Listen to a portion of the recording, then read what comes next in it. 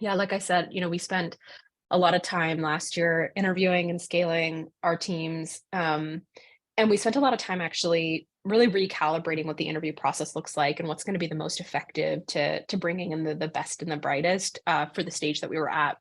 So, like I said, we have this chronological interview that I actually love so much because you get deep understanding into their career trajectory. Did they hop around? If so, why did they do that? Really screening for some of these things like curiosity or potentially comfort with ambiguity, which is something that especially when you're in high growth phases, is something that you should be willing to take on.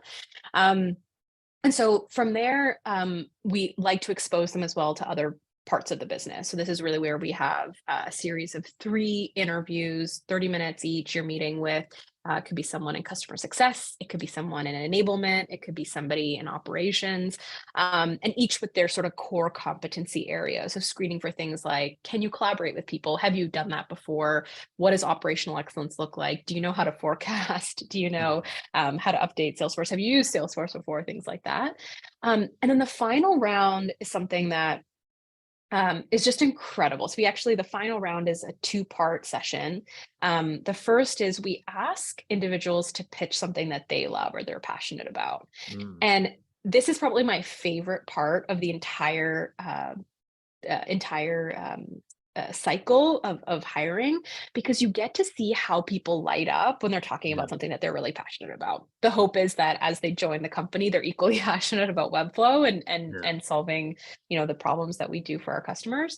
And we just get a bit of an insight into these individuals that we've been sort of interviewing for a number of weeks sometimes. The second part is actually a mock discovery call.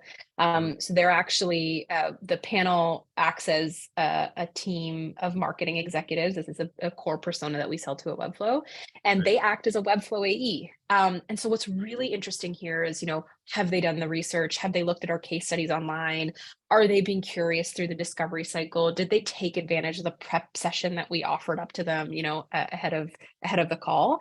And here the intention is not for them to know Webflow the best they can, but really how they can show up and just be really curious in a Mm, discovery cycle and sort of land the next meeting. mm. So a lot of information they're happy to dive in, but those are some of the key meetings that help us discern if this is going to be a candidate that's going to be successful here.